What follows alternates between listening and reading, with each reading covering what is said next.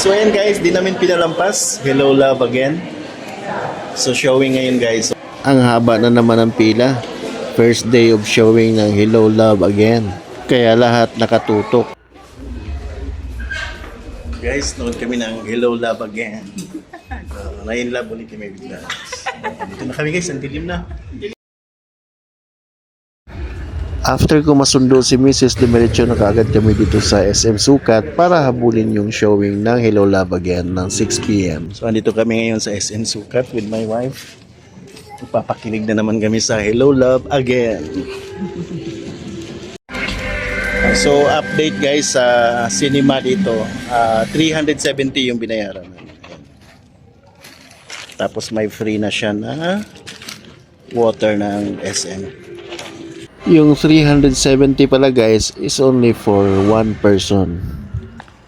So yan guys, so time check, it's 5:57 PM. Enjoy the coziness of their captain chairs. Napakaganda. Grabing kilig at hiyawan ng mga tao nung napanood nila ang kissing scene ni Alden Richard at Catherine Bernardo. Ito ay love, romance, and comedy.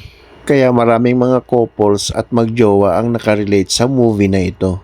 Congratulations sa lahat ng bumubuo ng cast ng Hello Love Again. Especially kay Cathy Garcia Molina.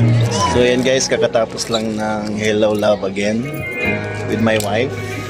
So hindi namin pinalampas, pinanood namin. Kasi napanood na namin yung part 1 nito, yung Hello Love Goodbye. Tapos yung ngayon, yung part 2, yung Hello Love Again. So napakaganda guys, so i-comment mo na panoorin nyo sa'yo. Ganda ng soundtrack. I'm sure maraming makaka-relate sa movie na ito na napakaganda. Lahat ay nag-enjoy, hiyawan, sasaya. First day of showing pa lang to guys, pero lahat kinabog. Hi Han, ano masasabi mo? Naiyak ka ba? So ano pa inaantay nyo? Sugod na!